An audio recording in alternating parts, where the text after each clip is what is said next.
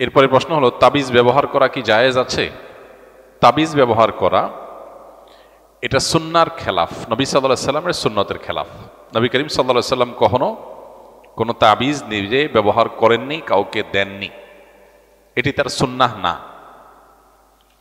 এবং জাহেলি যুগের মানুষ বিভিন্ন রকমের তামাইম ব্যবহার করত, যেগুলোতে বিভিন্ন প্রতিমার নাম ধাম ইত্যাদি থাকতো। নবী সাল্লাল্লাহু আলাইহি সাল্লাম এই তামাইমের ব্যবহারকে শিরক বলেছেন। তো তাবিজে যদি কোরআনে কারিমের আয়াত লেখা থাকে, হাদিসে বর্ণিত কোনো দোয়া লেখা থাকে, শিরকপূর্ণ কোনো কিছু না থাকে, তাহলে সেটাকে অনেক উলামা ইকরাম জায়েজ বলেন, আবার অনেকে না জায়েজ বলেন। কিন্তু নবী করিম সাল্লাল্লাহু আলাইহি সাল্লাম কখনো তাবিজ নিজে ব্যবহারও করেন নাই, কাউকে দেনও নাই, এ ব্যাপারে কোনো সন্দেহ নেই। তবে নবী সাল্লাল্লাহু আলাইহি সাল্লাম শেফার জন্য, আরোগ্য লাভের জন্য, বিভিন্ন বস্তুর বা ব্যক্তির ক্ষয়ক্ষতি থেকে বাঁচার জন্য তিনি আল্লাহ সুবহানাহু ওয়া তাআলার কাছে দোয়া করতেন, দোয়া পড়তেন, ঝাড়ফুঁক করতেন, রুকিয়া করতেন, এবং এ ব্যাপারে তিনি নিজেও করেছেন, অন্যদেরকেও করিয়ে দিয়েছেন। তাহলে আমরা রুকিয়াটাকে, অর্থাৎ শরঈ যে রুকিয়া আছে, কোরআনে কারিমের আয়াত দিয়ে সঠিক সুন্দর তথা হাদিসে বর্ণিত, কোরআনে বর্ণিত দোয়া দিয়ে, শরিয়া সিদ্ধ যে রুকিয়া আছে, সেই রুকিয়া বা সেই ঝাড়ফুঁকের মধ্য দিয়ে আমরা শেফা গ্রহণ করার চেষ্টা করলে সেটাই অধিকতর নিরাপদ এবং উত্তম এবং সুন্নাহ, ব্র্যান্ডের আমল। আর যদি তাবিজের ব্যবহার কেউ করেন, বিশেষ করে শিশুরা যারা নিজেরা পড়তে পারে না, বাবা মা তাদেরকে পড়ে ফু দিতে পারেন, তারপরও তাদেরকে কোরআনে কারিমের আয়াত লিখে তাবিজ ব্যবহার করাকে অনেক উলামা ইকরাম জায়েজ বলেন। কিন্তু আপনি যদি সুন্নাহর উপর আমল করতে চান, তাহলে ঝাড়ফুঁকের কথাটাই বলবো, ঝাড়ফুঁক করা সেটাই অধিকতর নিরাপদ। এবং ইখতিলাফের ঊর্ধ্বে আপনি উঠে যেতে চাইলে আপনাকে রুকিয়া শরঈয়াতে যেতে হবে। কোনো গায়রে মাহরামের সামনে হাত পা সব ঢেকে শুধু মুখ খোলা রেখে প্রয়োজনে তার সামনে যাওয়া যাবে কিনা? গায়রে মাহরামের সামনে আপনার পর্দা করতে হবে। এই পর্দার পরিধি কতটুকু, পর্দার সীমানা কতটুকু, এ ব্যাপারে আল্লাহ রাব্বুল আলামিনের যে নির্দেশ রয়েছে কোরআনে কারিমে, আল্লাহ সুবহানাহু ওয়া তাআলা বলেছেন, ওয়ালা ইউযিনা যিনাতাহুন্না ইল্লা মা যাহারা মিনহা, নারীরা তাদের সৌন্দর্যকে প্রকাশ করবে না যেটুকু বাহ্যিক অংশ সেগুলো বাদে। এখানে বাহ্যিক অংশ বলতে কি বোঝানো হয়েছে? অনেক মুফাসসিরগণ বলেছেন যে পর্দার জন্য যে পোশাক তিনি পরেন, এই পোশাকেরও বাইরের যে অংশ, সেটা কথা এখানে বলা হচ্ছে যে এর বাইর থেকে যদি কেউ দৃষ্টিপাত করে, তার সেই পর্দার পোশাকের উপরে কেউ দৃষ্টিপাত করে, তো সেটা অসুবিধা নেই, সেটা তো প্রকাশ করবেই, কারণ সেটা তো ঢাকা অসম্ভব। যেটা দিয়ে পর্দা করবে সে অংশটা তো উন্মোচিত থাকবেই, বাইরে থাকবেই। এখানে সেটা বলা হয়েছে, ওইটা বাদে বাকি পুরো নারী তার সমস্ত সৌন্দর্যকে আবৃত করবেন। এর মধ্যে মুখমণ্ডলও শামিল আছে এই আয়াতের আলোকে। অনেক উলামা ইকরাম বা কোনো কোনো উলামা ইকরাম এর সাথে ভিন্নমত পোষণ করেন যে মুখমণ্ডল খোলা জায়েজ, কিন্তু অধিকতর নিরাপদ এবং অধিকতর অগ্রগণ্য এবং সংখ্যাগরিষ্ঠ আলেমদের মত হলো যে মুখমণ্ডলও পর্দার অন্তর্ভুক্ত হবে, কারণ মানুষের সৌন্দর্যের রাজধানী হলো তার মুখমণ্ডল। সো সেটাই যদি ওপেন থাকে, তাহলে আর সৌন্দর্য ঢাকার যে নির্দেশ আল্লাহ দিয়েছেন সেটা আসলে সেভাবে প্রতিপালিত হয় না। আম্মা জান আয়েশা রাদিয়াল্লাহু তাআলা আনহা হজের সফরের অভিজ্ঞতা বর্ণনা করতে গিয়ে তিনি বলেছেন যে তিনি যখন হজ করেছেন নবী সাল্লাল্লাহু আলাইহি সাল্লামের সাথে, তখন তার দৃষ্টি সীমানায় কোনো গায়রে মাহরাম পুরুষ এলে মাথার কাপড় তিনি টেনে দিতেন। এই যে মাথার কাপড় টেনে দিতেন, এখান থেকে বোঝা যায় তিনি মুখমণ্ডল ঢাকবার চেষ্টা করতেন। তো মুখমণ্ডল যদি পর্দার মধ্যে অন্তর্ভুক্ত না হতো, তাহলে তিনি মাথায় থাকা কাপড় কেন টানতেন? এই আয়াত থেকে, এই ঘটনা থেকে, হাদিস থেকে বোঝা যায় যে মুখমণ্ডলটা পর্দার অন্তর্ভুক্ত। এখানে উলামাদের ভিন্নমত আছে। উলামায়ে মুতাকাদ্দিমিন বলেছেন যে মুখমণ্ডল খোলা রাখতে পারবে। খোলা রাখা এক জিনিস আর প্রদর্শন আর এক জিনিস। মাথার কাপড় যদি টেনে দেন, তাহলে নিচের দিক থেকে সেটা ওপেনই। আর আজকাল যেটা আছে যে এমনভাবে হিজাব পরা হয় যে যেন মুখমণ্ডলটাকে আলাদা করে উপস্থাপন করা হয়, প্রেজেন্ট করা হয়, এমনভাবে টাইট করে মাথার উপরে কাপড় বাঁধা হয়। তো মুতাকাদ্দিমিন বলেছেন খোলা রাখা জায়েজ। এখানে খোলা রাখা বলতে মাথার উপরে কাপড় টেনে দিলে ঘোমটা যেটাকে বলা হয় তার নিচের দিক থেকে খোলাই থাকে, কিন্তু আবার সেটা প্রদর্শনও হয় না। মুতাকাদ্দিম সেটাকে প্রদর্শন করতে বলেন নাই, খোলা রাখার অনুমোদন দিয়েছেন। তো এখন আমরা অনেকে সেটাকে প্রদর্শনের পর্যায়ে নিয়ে যাচ্ছি, যেটা আসলে শরঈ পর্দার যে আওতা আছে, সীমানা আছে, সেটার মধ্যে আসলে আসে না, প্রবেশ করে না। এবং সংখ্যাগরিষ্ঠ ইমামদের, আলেমদের মত, সারা বিশ্বের সংখ্যাগরিষ্ঠ আলেমদের মত যদি বলেন, বিশেষ করে উলামা মুতাখিরিন তাদের মতামত যদি বলেন এবং বর্তমান বাস্তবতা বলেন, তাহলে সব মিলিয়ে মুখমণ্ডলকে পর্দার আওতায় ধরাটাই হলো নিরাপদ।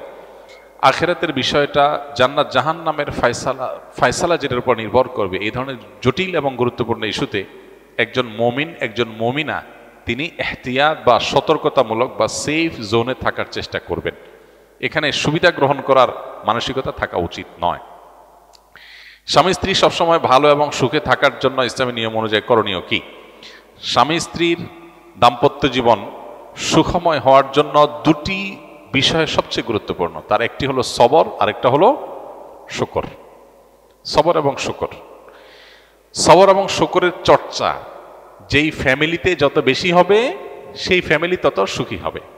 সবর এবং শুকরের চর্চা যে ফ্যামিলিতে যত কম হবে সে ফ্যামিলিতে সুখের পরিমাণ তত কম থাকবে। আল্লাহ রাব্বুল আলামিন দুটি মানুষকে দুটি মন দিয়েছেন, দুটি শরীর দিয়েছেন। দুই মন সব সময় এক হবে না, দুজনের চাহিদা সব সময় এক হবে না, দুজনের চিন্তাধারা সব সময় এক হবে না। MBTI এর যে কোর্স আছে সেটা যদি কেউ করে থাকেন, তাহলে মানুষের যে বিভিন্ন প্রোফাইল আছে, কেউ এক্সট্রোভার্ট, কেউ ইন্ট্রোভার্ট, বিভিন্ন রকমের আল্লাহ সুবহানাহু ওয়া তাআলা প্রোফাইল দিয়ে মানুষকে তৈরি করেছেন, সবাই একরকম নয়। এই কারণে স্বামী ও স্ত্রী উভয়কে এটা মাথায় রাখতে হবে যে আমার জীবন সঙ্গী বা জীবন সঙ্গিনী, তার সাথে অনেক বিষয় আমার ভিন্ন মত তৈরি হবে। আমি যেটাকে অনেক গুরুত্বপূর্ণ মনে করব, তার কাছে এটা গুরুত্বপূর্ণ নাও মনে হতে পারে। বিধায় এক্ষেত্রে তাকে কনভিন্স করে নেওয়ার আগ পর্যন্ত সবর করতে হবে। একজন স্ত্রী তিনি তার স্বামীকে তার অভিভাবক মনে করবেন। অভিভাবকের নির্দেশকে আল্লাহ এবং তার রাসূলের নির্দেশের সাথে সাংঘর্ষিক না হলে যথাসম্ভব সেটাকে মেনে চলার চেষ্টা করবেন। এই বিষয়গুলো যদি আমাদের মধ্যে থাকে, একজন স্বামী তিনি তার স্ত্রীকে সন্তুষ্ট রাখবার জন্য যত রকম ছাড় দেওয়া যায়, ধৈর্য ধারণ করা যায়, তার ভালো কাজের স্বীকৃতি দেওয়া যায়, এগুলোকে মেনটেন করে তিনি চলবেন। কারণ নবী সাল্লাল্লাহু আলাইহি ওয়াসাল্লাম বলেছেন, খায়রুকুম লি আহলি, তোমাদের মধ্যে কেউ তার স্ত্রীর কাছে বা পরিবারের কাছে যদি ভালো থাকে সে আল্লাহর কাছেও ভালো। অতএব পরিবারের কাছে ভালো হওয়ার প্রয়োজনে মুখ খারাপ করা যাবে না, সবর এবং ধৈর্যের খেলাপ পরিপন্থী কিছু করা যাবে না, উত্তম আচরণ প্রদর্শন করতে হবে। যেটুকু পাইনি সেজন্য সবর করতে হবে, যেটুকু পেয়েছে তার জন্য শুকর আদায় করতে হবে। শুকর আল্লাহর কাছেও করতে হবে, বান্দার কাছেও করতে হবে। অর্থাৎ জীবনসঙ্গীকেও জানাতে হবে যে হ্যাঁ, তোমার এই জিনিসটাতে আমার খুব ভালো লাগে। কৃতজ্ঞতা জানাতে হবে, প্রকাশ করতে হবে। মাল্লাম ইয়াশকুরিল্লাহ ইসলাম ইয়াশকুরিল্লাহ, বান্দারও কৃতজ্ঞতা আদায় করতে হবে, আল্লাহরও কৃতজ্ঞতা আদায় করতে হবে। এগুলোর মধ্য দিয়ে একটা সুখী পরিবার গড়ে ওঠে। আজ দিনই দিকটা আমাদের দুর্বল হয়ে যাওয়ার কারণে আমাদের দাম্পত্য সম্পর্কগুলো সব ঠুনকো এবং দুর্বল হয়ে গেছে। আল্লাহ তাআলা আমাদেরকে সুখী দাম্পত্য জীবন নসিব করুন। মসজিদের ভেতরে জুতা রাখা সঠিক কাজ কিনা? কেননা মসজিদ পবিত্র স্থান, কিন্তু আমাদের জুতায় অনেক নাপাকি লেগে থাকে। মসজিদের মধ্যে যদি কেউ জুতো রাখেন, তাহলে সেই জুতো যদি কোনো নাপাক লেগে থাকে তাহলে তো সেটা মসজিদে আনা উচিত না। আর যদি জুতোতে নাপাক না লাগে, বাহিরের মাটি ধুলো বালি লাগে, তাহলে এটা মসজিদে আনা নাজায়েজ না। কিন্তু মসজিদ যাতে নোংরা না হয়, অপরিচ্ছন্ন না হয়, সেই দিকটা খেয়াল রাখতে হবে। তাহলে জুতো আনার সময় এমনভাবে আনতে হবে যেন মসজিদে জুতোয় থাকা ধুলো বালি, মাটি ইত্যাদি না পড়ে। সচরাচর এবং সাধারণত আজকাল রাস্তাঘাটে নাপাক পড়ে থাকে না, পড়ে থাকে হলো ধুলোবালি। অতএব নাপাক এক জিনিস আর ময়লা আরেক জিনিস। নাপাক যদি জুতোয় থাকে, সে জুতো মসজিদে ঢুকানো নাজায়েজ। সাধারণত জুতাতে নাপাক থাকে না। নাপাক কোনটা? মল, মূত্র, রক্ত, এগুলো নাপাক। এগুলো থাকলে সেটা মসজিদে আনবেন না। কিন্তু মাটি, ধুলা এগুলো তো জুতার তলায় থাকতেই পারে। আমাদের দেশের মতো যেখানে সব জায়গায় পাকা রাস্তা নেই, পরিচ্ছন্ন পরিবেশ নেই, সেখানে জুতোর তলায় মাটি ধুলো থাকতেই পারে। এগুলো থাকলে ঢোকার আগে যত সম্ভব ঝাড়া দিয়ে পরিষ্কার করে ঢোকার সময় এমনভাবে ধরে আনা যাতে করে ময়লা না পড়ে, একটার পর আরেকটা রেখে তারপরে এমনভাবে ধরে আনা যাতে ময়লা না পড়ে, তারপর সুন্দর করে বাক্সে রাখা, বাক্স থেকে উঠানোর সময় আবার খেয়াল রাখা যাতে মসজিদ যাতে ময়লাযুক্ত না হয়। এভাবে আনলে কোনো অসুবিধা নেই। নবী করিম সাল্লাল্লাহু আলাইহি সাল্লাম তার আমলে যে জুতো ছিল সেটা আজকালকার জুতোর মতো না, অনেকটা সফট, চামড়ার মোজার চাইতে আরেকটু হার্ড টাইপের জুতা ছিল। এইসব জুতা নিয়ে তারা মসজিদে প্রবেশ করতেন সাহাবায়ে কেরাম। এমনকি নবী সাল্লাল্লাহু আলাইহি সাল্লাম নামাজ পড়ার সময়ও পায়ে জুতো ছিল, এরকমও বিভিন্ন হাদিস পাওয়া যায়। জুতা যদি পরিষ্কার থাকে, পাক থাকে, আর যদি এত সফট থাকে যে নামাজ পড়া যায়। আজকাল আমরা যে জুতা পরি শক্ত সোলের জুতা, সেগুলো দিয়ে আসলে নামাজ পড়া সম্ভব নয়। যদি ওইরকম থাকে তাহলে সেক্ষেত্রে নাপাক না থাকলে জুতা নিয়ে নামাজও পড়া যায়। তাহলে বোঝা গেল মসজিদে জুতা আনাটা নাজায়েজ না। যদি নাপাক থাকে তখন শুধু কি হবে, নাজায়েজ হবে, আর পাক থাকলে সেটা আনতে পারেন। বিনা হিসাবে জান্নাতে যাওয়ার কোনো আমল আছে কিনা? যদি কোনো ব্যক্তি আল্লাহ সুবহানাহু ওয়া তাআলার প্রতি তাওয়াক্কুল করে, ভরসা করে, এত বেশি তাওয়াক্কুল করে, এত বেশি ভরসা করে, যেই তাওয়াক্কুল, যেই ভরসার কারণে তিনি তার অসুস্থতায়, বিপদে আপদে শুধু আল্লাহর উপরেই তাওয়াক্কুল করেন, বাহ্যিক বৈধ এবং জায়েজ বিভিন্ন মাধ্যম বা উপকরণ দিয়ে তিনি মুক্তি লাভের চেষ্টা না করে ঈমানের সর্বোচ্চ শিখরে যিনি আসীন হতে পারেন, এই লেভেলের আল্লাহর উপর তাওয়াক্কুল বা ভরসা যদি কারোর থাকে, তাহলে সেক্ষেত্রে সেই শ্রেণীর মানুষদের বিনা হিসাবে জান্নাতের কথা হাদিসে বলা হয়েছে। এক হাদিসে নবী সাল্লাল্লাহু আলাইহি ওয়াসাল্লাম ৭০,০০০ মানুষের কথা বলেছেন বিনা হিসাবে জান্নাতে যাবেন, এই টাইপের, এই শ্রেণীর আপার ক্লাসের মানুষ। এর বাইরে আল্লাহ সুবহানাহু ওয়া তাআলা বিনিময় যে দিবেন ইমানদার হিসাবে আমাদেরকে, আমাদের কাজের বিনিময়, আমলের বিনিময়, একটা আমল আছে এটার বিনিময় আল্লাহ তাআলা হিসেব ছাড়া দিবেন, বিনা হিসাবে দিবেন, ব্ল্যাঙ্ক চেকের মতো। সেটা হলো সবর। আল্লাহ তাআলা বলেছেন ইন্নামা ইউওয়াফাস সাবিরুনা আজরাহুম বিগাইরি হিসাব, নিশ্চয়ই ধৈর্যশীলদের বিনিময় দেওয়া হবে হিসেব ছাড়া। এজন্য ধৈর্যশীল হিসেবে যদি আমরা নিজেদেরকে এস্টাবলিশ করতে পারি, সবর করতে পারি, সবকিছু যদি মন মতো হয়ে যায় তাহলে তার সবরের ব্যাপার নাই। আমাদের দেখা যায় অনেকেই নিজের মনের বিরুদ্ধে একটা জিনিস হলো, একটা চাইলাম হইলো না, একটা কথা বললাম হলো না, তখনই মেজাজটা গরম হয়ে যায়। এটাই হলো সবরের সময়, টাইম, যে আমার মন মতো হয় নাই, আমার চাওয়া মতো হয় নাই, আমার খুশি মতো হয় নাই, এটাই হলো সবরের টাইম। ইটস টাইম ফর সবর। অতএব এই টাইমে কি করতে হবে? ধৈর্যের চেষ্টা করতে হবে। অনেক সময় অনেক মানুষ আছে দেখবেন খুব ভালো মানুষ, কিন্তু যখনই তার মনের বিরুদ্ধে কিছু হয়, চাওয়ার বিরুদ্ধে কিছু হয়, তার কথার বিরুদ্ধে কিছু হয়, বলে গেছে একটা হইলো আরেকটা, চাইলো একটা হইলো আরেকটা, তখনই তার মাথা গরম হয়ে যায়। এর নাম বেসবর, এর নাম অধৈর্যশীল। তো যে ব্যক্তি নিজেকে নিয়ন্ত্রণ করতে পারে কঠিন সময়, মেজাজটা আগুন হওয়ার মতো ব্যাপার, হট হওয়ার মতো ব্যাপার, হ্যাঁ, মাথা রক্ত ওঠার মতো ব্যাপার, কিন্তু ঠান্ডা মাথা সে সামাল দেয়, নিয়ন্ত্রণ হারা হয় না, এরকম সবর করতে পারলে, এমনকি কেউ পাপের কাজ করতে পারে কিন্তু করে না, এই যে সবর করলো, ভালো কাজ করতে কষ্ট হয় তারপরও সে করলো, এই যে সবর করলো। তিন প্রকার সবর: ভালো কাজ করতে গিয়ে সবর, মন্দ কাজ ছাড়তে গিয়ে সবর। ছাড়াটা কঠিন কাজ না, সবর করতে হয়। সবাই চায়, সবাই করে, কিন্তু একজন করে না, সে সবর করে। আর বিপদে, মনের বিরুদ্ধে কিছু হলে, কষ্টে সবর। এই সবরগুলো যারা করে আল্লাহ তাআলা তাদের যে বিনিময়টা দিবেন কিয়ামতের ময়দানে, এটা হিসেব টিসাব করে দিবেন না, বিনা হিসাবে দিবেন। স্বামী এবং স্ত্রী একসাথে করার মতো কি কি আমল রয়েছে? স্বামী এবং স্ত্রী দুজনে একসঙ্গে করার মতো আমল যদি বলি তাহলে বলবো সবর এবং শুকর। উভয়কেই সবর করতে হয়, উভয়কেই শুকর করতে হয়। জামাইটা যদি অমানুষ হয় বউ সবর করবে, আর বউটা যদি অমানুষ হয় জামাই সবর করবে। বউয়ের কিছু পেয়েছে ভালো, তাহলে জামাই শুকর আদায় করবে, আবার জামাইয়ের কিছু ভালো পাইছে বউয়ের শুকর আদায় করবে। উভয়ের জন্য কমন এবং মিউচুয়াল যে আমল আছে, যেটার মধ্য দিয়ে দাম্পত্য জীবন সুখী হতে পারে, সুখময় হতে পারে, সেটা হলো সবর এবং শুকর। এর বাইরে আরো বহু আমল আছে যে আমলগুলো স্বামী স্ত্রী একযোগে করতে পারেন। যেমন সন্তানদের লালন পালন ক্ষেত্রে দ্বীনী তারবিয়ত দেওয়া, আল্লাহ ভীরু মুত্তাকি মানুষ হিসেবে গড়ে তোলা, ইমানদার হিসাবে গড়ে তোলা। এক্ষেত্রে স্বামী এবং স্ত্রীর উভয়ের একযোগে চেষ্টা করার ব্যাপার আছে। উপার্জন হালাল হওয়ার ক্ষেত্রে স্বামী স্ত্রী উভয়ের একযোগে আমল করার ব্যাপার আছে। স্ত্রী যেরকম তার স্বামীকে ডেডলাইন দিয়ে দিবে যে হালালের মধ্যে থাকতে হবে, এর বাইরে যেতে পারবা না, স্বামীও একই সাথে স্ত্রীকে বলবে এবং দায়িত্ব নিবে যে হালালের বাইরে তার পরিবারকে উপার্জন তিনি করে দিবেন না।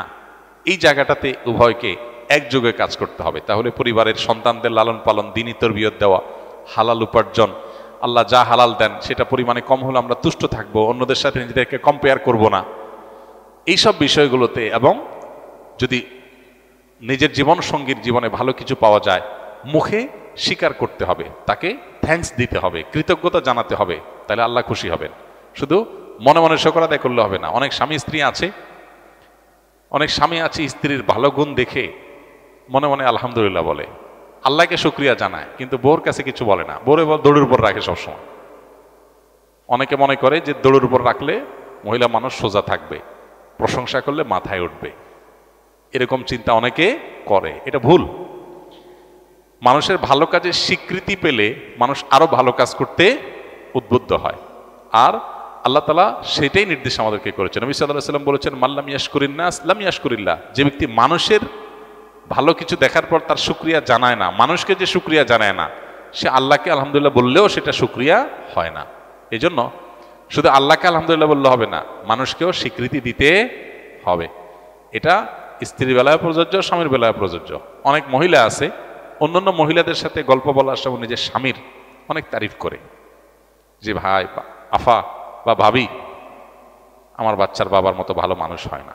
আর আমি মুখ দিয়ে বলার আগে সব হাজির করে, বাইরে আরেকজনের কাছে চাপাবাজি করতে বেশ ভালোই লাগে, কিন্তু স্বামীরে সবসময় দূরের উপর রাখবে, তার সামনে তার কোনো স্বীকৃতি দিবে না।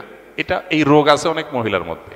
একই কথা পুরুষের মধ্যেও, বাইরে যায় বউর রান্নার তারিফ করবে, চাপা পিটাবে, গলাবাজি করবে, তো বাসায় বউকে একটা আর সত্যটা স্বীকার করবে না যে আলহামদুলিল্লাহ রান্নাটা ভালো হয়েছে, বরং যতই ভালো হোক একটা দোষ বাইর করবে যে চাপে রাখি। এই পলিসিটা ভুল পলিসি এবং শয়তানি পলিসি। আর মুমিনের পলিসি হলো ভালো কোনো কিছু দেখেছে সাথে সাথে সে শুকরিয়া জানাবে।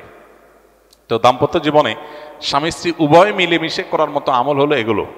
সবরটাও মিলেমিশে করতে হবে, শুকর, কৃতজ্ঞতা, স্বীকৃতি, সেগুলো মিলেমিশে করতে হবে। সন্তান লালন পালনের ক্ষেত্রে আল্লাহর ভয় তাদের মধ্যে জাগ্রত করা, তাদের মধ্যে ঈমানের বীজ বপন করা, তাদেরকে দ্বীন এবং তাকওয়ার উপরে গড়ে তোলা, এগুলোর জন্য স্বামী স্ত্রী উভয়ে সমান্তরালভাবে কাজ করতে হবে, উভয়ে মিলেমিশেই আমলটা করতে হবে। কথা বুঝে আসছে? আল্লাহ তাআলা আমাদের সবাইকে আমাদের দায়িত্বগুলো যথাযথভাবে পালন করার তৌফিক দান করুন। হালাল খেলায় টাকা নেওয়া কি জায়েজ? হারা বা জেতার উপর না, আমাকে প্রতি ম্যাচ বাবদ ফিক্স একটা অ্যামাউন্ট দিতে হবে, হারলে বা জিতলে এর কোনো পরিমাণ বাড়বে না, কমবেও না, এটা কি জায়েজ আছে কিনা? শরীয়তে হালাল উপার্জনের জন্য আমাদেরকে যে সমস্ত পেশা এবং প্রফেশনের অনুমোদন করে, খেলাধুলা সেরকম কোনো প্রফেশন বা পেশা নয়। এটাকে প্রফেশন হিসাবে বানায় নেওয়া এটা জায়েজ নয়। বর্তমান পৃথিবীতে চলমান যে খেলাধুলা, বিভিন্ন পেশা, এটা যে শুধু সাধারণ পেশা না, গুরুত্বপূর্ণ একটা পেশা। এটার পেছনের অনেক পার্সপেক্টিভ, অনেক গল্প, অনেক প্ল্যান, অনেক পরিকল্পনার কথা আমাদের আগে যদি স্টাডি করতে পারি আমরা, তাহলে আমাদের কাছে পরিষ্কার হয়ে যাবে শরীয়ী বিধান। অনেক আয়োজন আছে যে আয়োজনগুলোর উদ্দেশ্য মানুষকে আল্লাহর থেকে গাফিল করা, মানুষের দুনিয়ার ভোগ বিলাসের ভিতরে ডুবিয়ে রাখা। শরীয়ত খেলাধুলাকে অনুমোদন করে, সেই খেলাধুলা, যে খেলাধুলা মানুষের এক্সারসাইজ হয়। শরীয়ত সেই খেলাধুলার কথা বলে না যে খেলাধুলাকে কেন্দ্র করে মানুষের মধ্যে যুদ্ধান্দেহী ভাব তৈরি হয়, স্নায়ু যুদ্ধ তৈরি হয়, ব্যায়াম হবে 20 জনের, আর লাখ লাখ মানুষ সেখানে ঝাঁপিয়ে পড়ে থাকবে, এবং সেটা করতে গিয়ে আবার, সেটা দেখতে করতে গিয়ে, ফলো করতে গিয়ে আবার বহু গুনাহে তাকে লিপ্ত হতে হবে। তো এই বিষয়গুলোকে সবগুলোকে আমলে আনলে দেখা যায় যে আসলে এইরকম কোনো বিষয়কে পেশা হিসেবে নেওয়ার ব্যাপারে ইসলামের নির্দেশনা নেই, অনুমোদন নেই, জায়েজ নেই।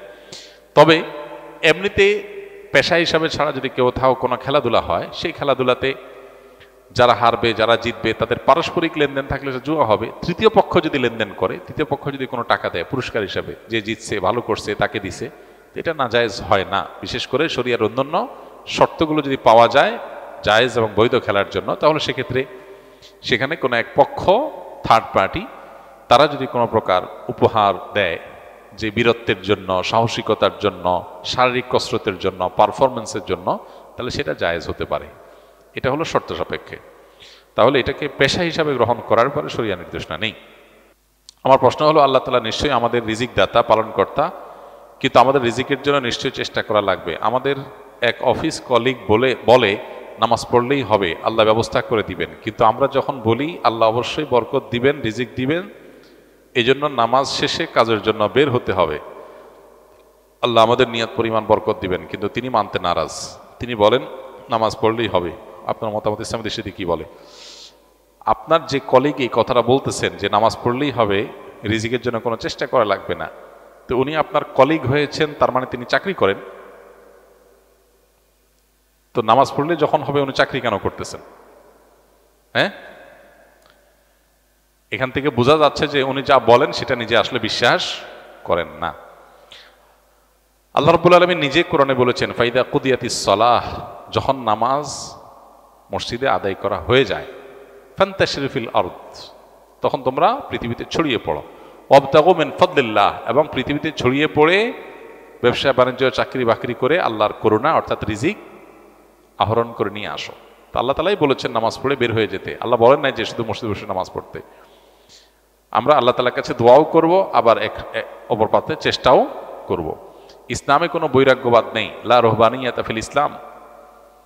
খ্রিস্টানদের ব্যাপারে আল্লাহ বলেছেন রুহবানিয়াতান ইবতাদাউহা, বৈরাগ্যবাদকে তারা নিজেরা আবিষ্কার করেছেন, আল্লাহ এটা বলেন নাই।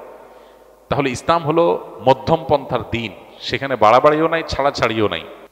শুধু কামাই রোজগারের পিছনে পড়ে থাকা অন্ধের মতো ইসলাম সেটাও বলে না, আবার সব ছেড়ে ছুড়ে ধর্মকর্ম নিয়ে পড়ে থাকো সেটাও ইসলাম বলে না। ইসলাম বলে যে তোমার আল্লাহ নির্দেশের কাজগুলোও করো, আবার তোমার হালাল উপার্জনের জন্য তুমি পরিশ্রম করো।